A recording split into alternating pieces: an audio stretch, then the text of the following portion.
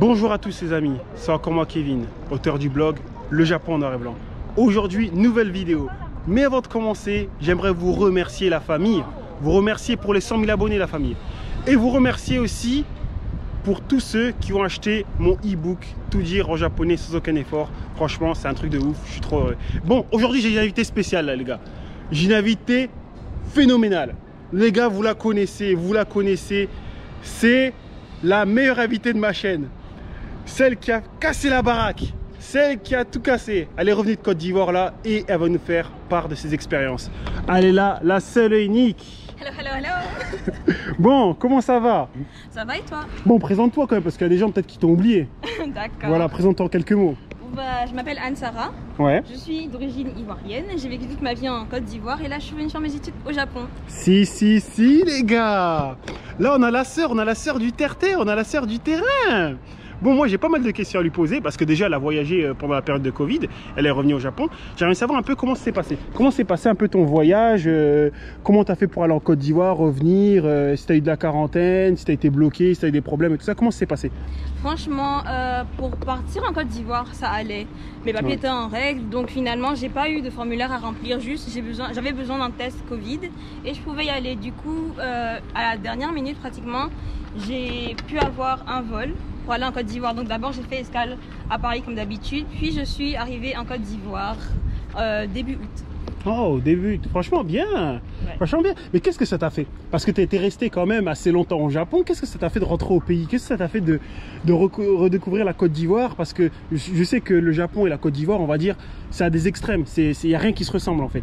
Il n'y a pas de similitude. Qu'est-ce que ça t'a fait en fait de rentrer en Côte d'Ivoire après longtemps au Japon? Je vais pas mentir, c'était pas dans mes plans. Donc j'étais un peu énervée, déçue parce que c'était pas ce que je voulais de base. Okay. Mais après, franchement, quand je regarde mon aventure en Côte d'Ivoire, c'était incroyable. Je regrette en rien. J'ai juste envie d'y retourner. Ah ouais? Pourquoi? Bah explique-nous. Explique-nous parce que moi ce qui est intéressant, tu vois, il y a un truc que j'aime bien avec Anne-Sara, c'est que tu vois, c'est la petite sœur, tu vois. C'est la petite sœur, mais comme vous savez, moi je suis ivoirien. Je suis ivoirien bien sûr, mais je suis franco-ivoirien aussi. J'ai vécu la grande partie de ma vie en France. Et Anne-Sara a vécu la grande partie de sa vie en Côte d'Ivoire. Et c'est ça qui est intéressant parce que je ressens vraiment l'amour de la Côte d'Ivoire dans ses paroles, dans ses mots. Donc moi vraiment j'aimerais savoir ce qu'elle a vraiment aimé en Côte d'Ivoire. Explique-nous, qu'est-ce que tu as vraiment aimé? Franchement, j'ai tout adoré dans la globalité, de voir en fait les gens sourire tout le temps parce qu'il n'y a pas les masques vraiment comme ici. Du coup, voir les gens s'amuser, voir les gens vraiment en jouer, déjà franchement, ça m'a mis du baume au cœur. Parce qu'en plus de ça, ça m'avait manqué quand même la quarantaine. Enfin, j'avais tout le temps fait les cours en ligne, du coup, au bout d'un moment... ça c'est intéressant. Oui, c'est vrai parce que Anne-Sara, en ce moment, elle est étudiante, ouais, pour ceux qui n'ont pas vu la première vidéo, elle est étudiante. Mais le problème, c'est qu'elle doit faire tous ses cours en ligne. Comment ça se passe par rapport à tes cours en ligne? Parce que c'est important aussi de dire la situation que tu avais au Japon avant d'aller en Côte d'Ivoire. Comment ça se passe à peu près les cours en ligne? Alors, c'est littéralement toute la journée. En fait, je suis chez moi, juste avec mon ordinateur.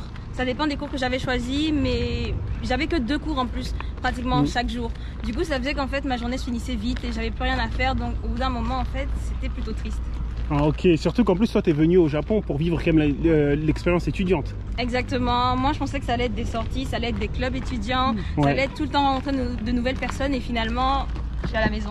T'es à la maison et tu payes le même prix que comme si t'étais à la fac. Exactement. Ouais, c'est fou.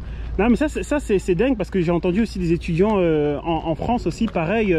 Ils sont étudiants dans une université japonaise mais ils doivent se lever à 3 h du matin, 3 h. Et tu penses que ça aurait pas été mieux pour toi de faire ça?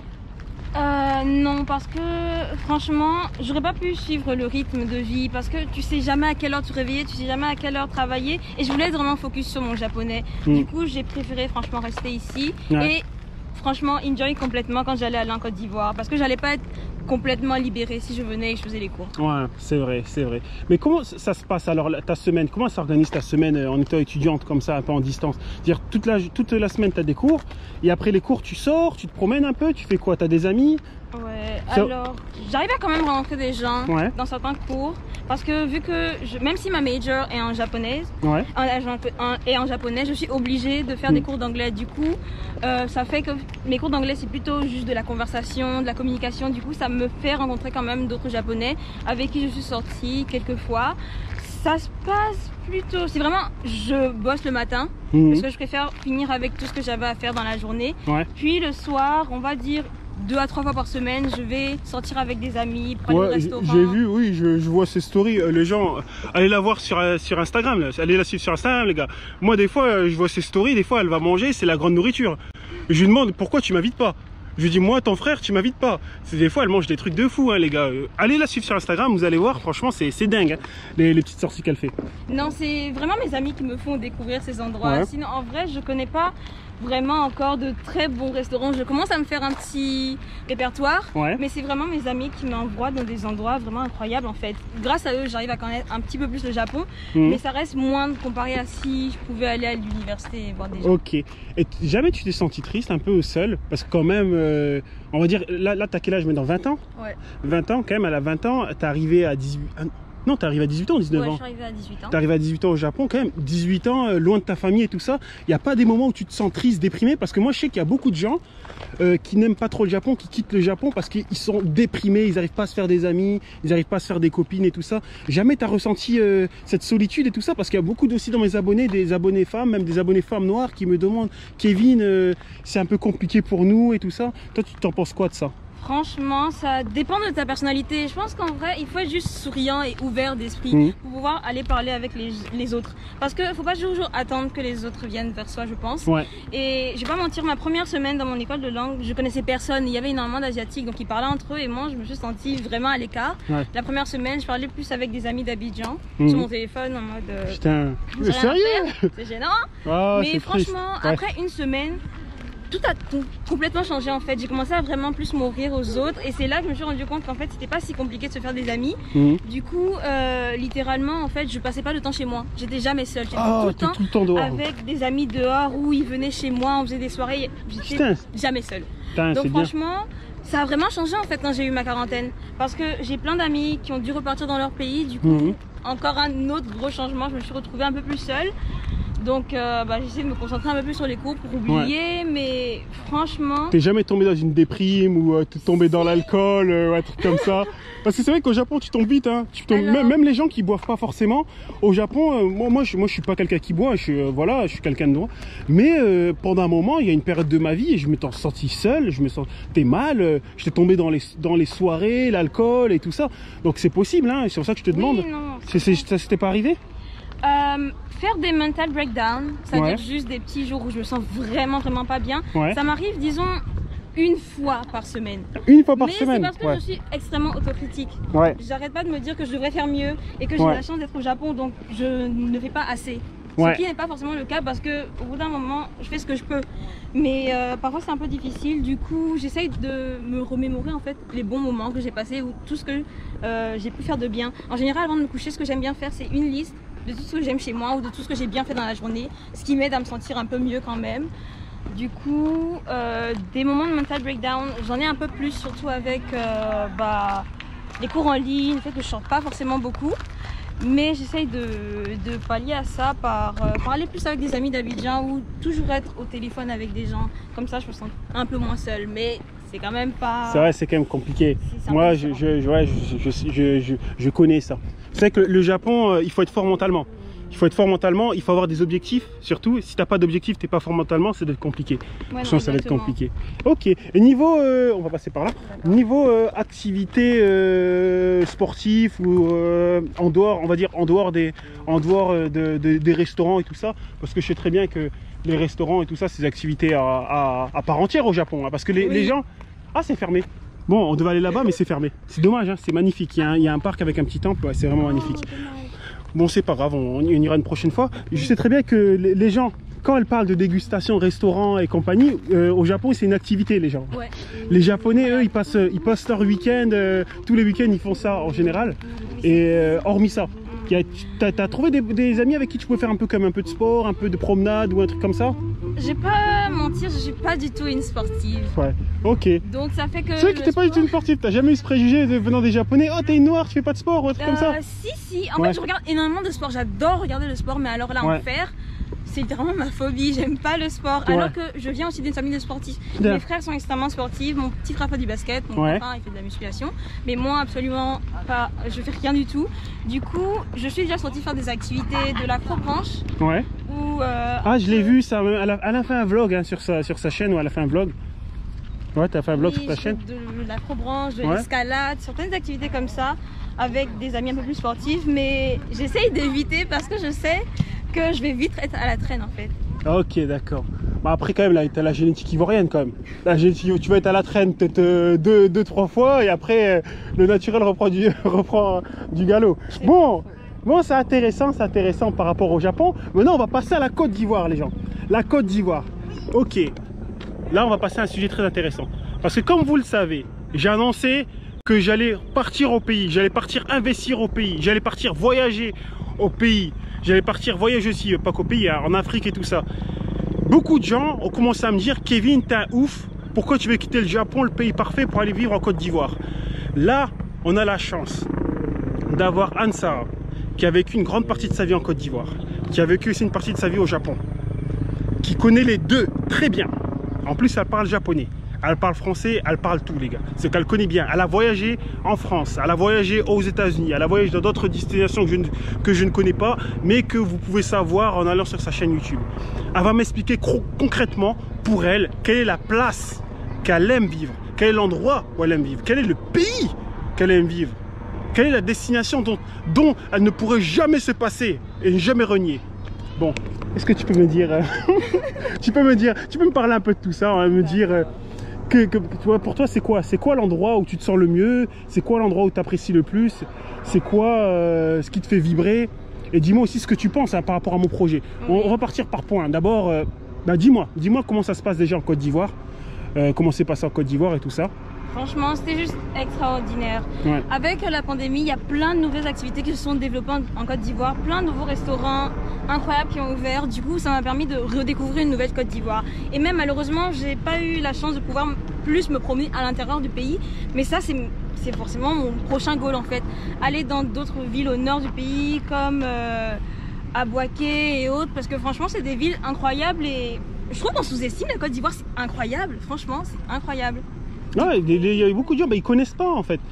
Pour te dire, même moi par exemple, moi j'ai vu le documentaire là, de Crazy Sally à Montverland en Côte d'Ivoire. Oui. J'étais choqué, même ma mère elle l'a vu, hein. Pourtant elle est née là-bas et tout ça, elle a vécu une grande partie de sa vie là-bas, elle était choquée. Il y a tellement de paysages à découvrir et tout ça. Et qu'est-ce que tu penses en fait, je juge personne, hein. Moi je juge personne, mais juste te demander, qu'est-ce que tu penses en fait des gens d'origine africaine qui ne pensent pas du tout à leur pays, par exemple, qui renient leur pays, qui n'ont pas envie de voyager dans leur pays, qui préfèrent voyager à Dubaï ou en Espagne et tout ça, t'en penses quoi? Franchement, je juge personne parce que chacun ses choix. Chacun ses choix. Mais quand même, je trouve ça un peu décevant parce que vous ne laissez pas la chance comme vous la laissez à d'autres pays. Donc il faut laisser la chance à Côte d'Ivoire de vous montrer sa beauté aussi, je pense. Parce que la Côte d'Ivoire a énormément de choses à apporter, à offrir. Et c'est vraiment passer ce mois en Côte d'Ivoire qui m'a permis de le comprendre. Au début, j'aimais pas forcément la Côte d'Ivoire parce que, enfin, j'aimais la Côte d'Ivoire, mais je me disais que les vacances, qu'un petit temps, mais vraiment faire un mois en Côte d'Ivoire, ça m'a encore plus confirmé dans l'idée que dès que je finis mes études en Côte d'Ivoire, non, dès que tu finis tes études au Japon, j'ai fini mes études au Japon, je vais forcément vivre en Côte d'Ivoire. Je ne me vois pas en fait vivre ailleurs. Tu peux pas renier, par exemple, si on te dit Ansara, maintenant tu t'appelles Sakura. Tu t'appelles plus Ansara, maintenant tu vas devenir japonaise. Tu t'appelles Sakura Takada, tu deviens japonaise à vie. On te propose un taf de salaryman, salary girl, woman, et tu dois rester toute ta vie au Japon. Tu dis non? Tu peux plus, non. Tu dois oublier l'Afrique. Tu dois devenir, maintenant tu dois manger des sushis tous les jours, oublier le poisson braisé, la loco et tout. Je peux pas. Mais même faire une année entière sans rentrer en Côte d'Ivoire, c'est inimaginable pour moi. La Côte d'Ivoire a une place beaucoup trop importante dans ma vie pour que je puisse ne serait-ce que m'en passer pendant toute une année entière. C'est pas possible. Donc franchement, je trouve ça triste que les gens ne laissent pas la chance à leur pays d'origine qui sont en général en Afrique, parce qu'il y a énormément de choses à voir, franchement. Ouais, c'est intéressant. Et par contre, qu'est-ce que tu penses, pas par contre, hein, qu'est-ce que tu penses de mon projet, moi? Mon projet, qu'est-ce que tu penses? Est-ce que tu penses que... Voilà, je vais lui demander hein, concrètement, hein, parce qu'elle connaît bien, en plus tu as tes parents et tout ça, ils sont dans le business, ils sont dans les affaires et tout ça, donc ils connaissent tout ça. Est-ce que tu penses que c'est une bonne idée pour quelqu'un comme moi qui est d'origine ivoirienne aussi, j'ai la nationalité aussi ivoirienne, d'aller au pays avec sa femme japonaise pour investir, pour faire des affaires, pour faire du business. Tu penses que c'est une bonne idée? Tu penses qu'il y a des opportunités de business en Côte d'Ivoire? Totalement. La Côte d'Ivoire, c'est une pépite d'or qui ne demande qu'à exploiter. Et franchement, il y a tellement de choses à faire en Côte d'Ivoire. Du coup, moi, je trouve que c'est vraiment bien de décider d'investir en fait tout ça dans son pays d'origine, parce qu'au bout d'un moment, en fait, avoir vécu dans d'autres pays, ça m'a appris beaucoup de choses, mais ça m'a encore plus montré que j'aimais la Côte d'Ivoire. Exactement. Moi, j'ai un truc que j'ai compris en vivant au Japon quand même, c'est que quand je vois les Japonais, comment ils sont bien, on va dire pas entre, ils sont bien entre eux, ils sont bien dans leur économie, ils favorisent à chaque fois les entreprises japonaises. Je trouvais que c'est dommage, moi, en tant qu'Ivoirien, de rester au Japon. Je devrais plutôt aller en Côte d'Ivoire pour faire marcher l'économie du pays. Exactement. Moi, je trouve que c'est super important. Il y a tout à faire en Côte d'Ivoire. La Côte d'Ivoire vraiment ne demande qu'à être exploitée. Du coup, non, très clairement, moi, ce que je suis en train de faire là, c'est littéralement prendre tout le savoir que je peux chez les Japonais et venir redistribuer ça en Côte d'Ivoire. Voilà, elle pense par elle-même. Hein. Elle est libre. Je l'ai même pas formaté, les gars. Elle a tout dit. Donc, tu conseillerais à quoi aux jeunes aussi issus de la diaspora en France? Tu leur conseillerais pareil, de la diaspora en Europe, africaine? Tu leur conseillerais pareil? C'est-à-dire de retourner dans leur pays d'origine pour investir, retourner dans leur pays pour découvrir? Très clairement, parce que il y a vraiment tout à faire en Côte d'Ivoire et ce serait bien en fait que nous, les jeunes, nous puissions changer la mentalité ivoirienne, parce qu'il y a beaucoup de choses à faire et qui d'autre que nous-mêmes en fait? On va pas attendre tout le temps les autres pour venir nous aider. Exactement. On peut s'aider nous-mêmes en fait. Surtout que moi j'ai entendu, après je sais pas que j'ai entendu, je sais c'est un fait, il y a tout le monde qui va investir en Côte d'Ivoire. T'as les Libanais, t'as les Chinois, t'as les Japonais, il y a tout le monde. Sauf les gens issus de la diaspora. C'est ça que je comprends pas en fait. Moi quand je vois, à chaque fois je parle de la Côte d'Ivoire à des Japonais qui sont dans le business, ils me disent trop bien, la Côte d'Ivoire t'as ça, vous pouvez faire ça, tu vois, il y a même le business des secondes mains, des cars et tout ça, des voitures. On me parle de plein de trucs. Mais par contre, quand je dis ça à des gens ici d'origine ivoirienne en France, on me dit mais non, on va pas là-bas, reste au Japon, c'est mieux. Je connais plein de gens, plein de Libanais qui sont venus investir en Afrique et ils sont comblés en fait. Pratiquement tous les meilleurs restaurants ivoiriens sont à des Libanais, sont à des Marocains, et c'est triste en fait de voir qu'on peut même pas prendre la peine d'investir dans notre propre pays. Il y a un truc qui est intéressant, c'est que là tu as fait ton retour, quand tu es retourné en Côte d'Ivoire, tes amis t'ont dit quoi? Quels étaient les préjugés que tes amis avaient sur le Japon? Et à quoi tu leur répondais quand ils te disaient ouais le Japon c'est comme ça, le Japon c'est comme ci? Tu leur répondais quoi? Parce que c'est sûr et certain, les Ivoiriens ils ont des préjugés sur le Japon, ils ont des idées reçues sur le Japon. Beaucoup, déjà ils pensent que tout le monde est habillé avec des caractères d'animé, absolument pas. Ils pensent tous que ils sont tous gentils et inoffensifs, alors que c'est pas du tout le cas. Et franchement en fait quand mes amis voient tout ce que je fais ici, ils ont juste envie de venir visiter le Japon. Mais ils n'ont pas envie de venir vivre, tu leur as pas donné envie de vivre, tu leur as donné envie de visiter. Je traîne plus avec des gens qui sont amoureux de la Côte d'Ivoire, qui ont vraiment envie d'aussi vivre en Côte d'Ivoire. Du coup, c'est plus compliqué de leur donner l'amour du Japon à ce point-là. Mais l'amour de la Côte d'Ivoire, dis-moi comment ça vient l'amour de la Côte d'Ivoire? Parce que je suis curieux moi. C'est quoi l'amour de la Côte d'Ivoire? Babi et tout, c'est tout en fait. Parce qu'il y a beaucoup de gens vraiment qui ont des idées très négatives sur la Côte d'Ivoire. Moi, voilà, il y a un truc. Tu vas me dire ce que tu en penses, parce que c'est totalement marrant. Marrant quand je dis que je vais retourner en Côte d'Ivoire avec ma femme, il me dit une japonaise va pas être bien là-bas, elle va péter un plomb. L'Afrique c'est compliqué, on va te voler ta femme. C'est ça, le je sais pas quoi. Vous allez avoir des problèmes. T'en penses quoi ça? C'est sûr que comparé au Japon, il faut faire un peu plus attention. Côté sécurité, mais après non, je pense pas qu'il y ait une nationalité qui soit plus en danger en Côte d'Ivoire qu'une autre en fait. Genre les Ivoiriens sont extrêmement gentils et vraiment ils accueillent les gens sans préjugés, je trouve. Du coup, je pense pas que ce serait un problème de venir vivre en Afrique justement. Je pense que ce serait un atout en fait. Ok. Et tu conseillerais quoi aux jeunes qui ont pas vraiment l'amour pour l'Afrique, qui ont pas vraiment l'amour pour leur continent? Tu leur conseillerais quoi? Laissez-moi vous faire visiter l'Afrique, enfin la Côte d'Ivoire, pendant ne serait-ce que 2 semaines.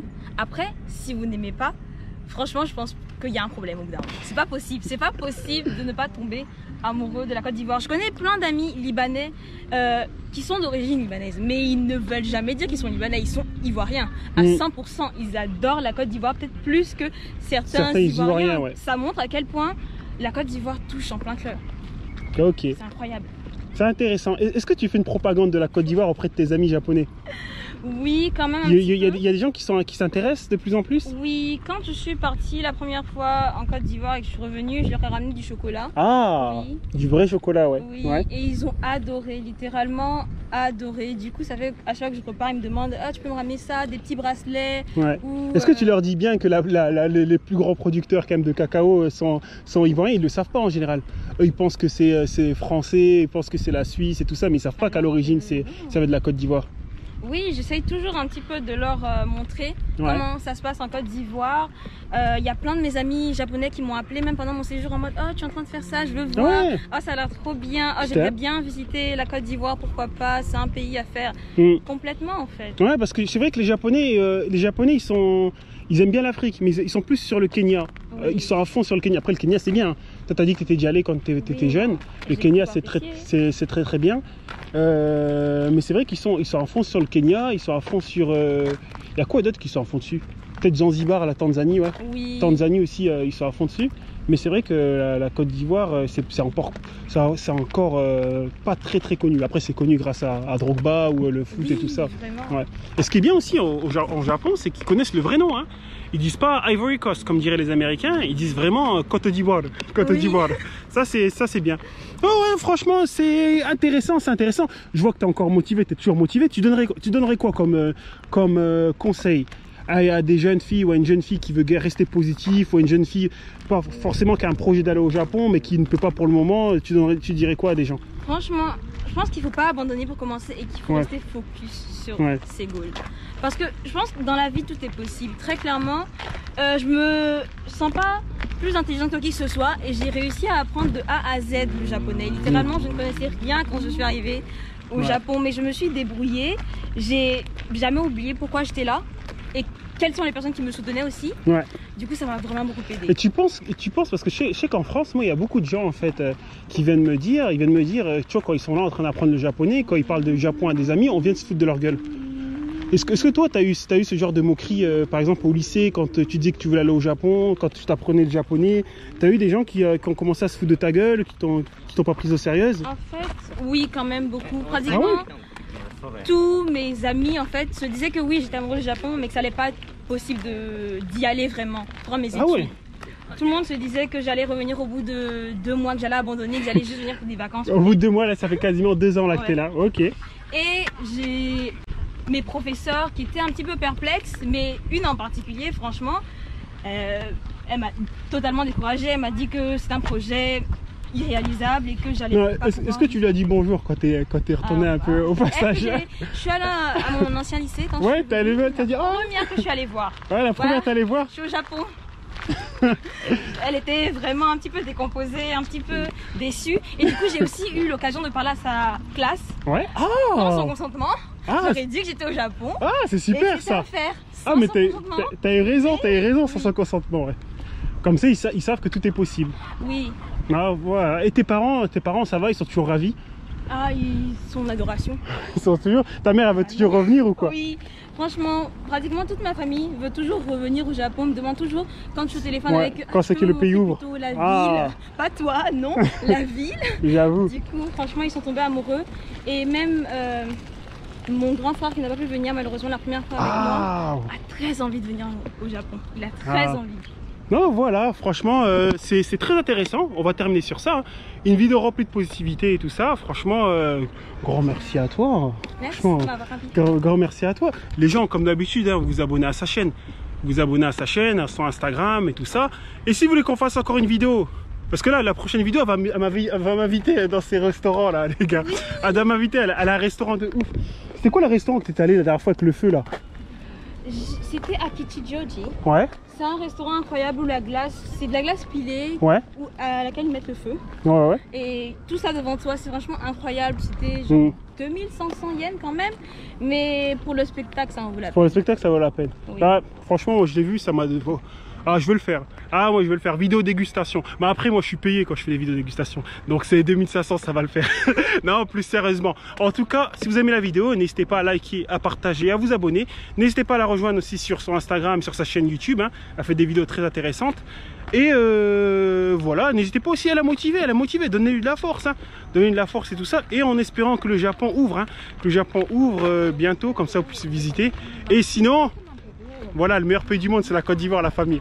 Oui. Eh ouais, il n'y a pas de doute. Non, plus sérieusement, il y a des bons côtés dans tous les pays, et voilà, c'est intéressant d'aimer ses racines, de ne pas oublier d'où l'on vient. Donc voilà, c'est le mot de la fin.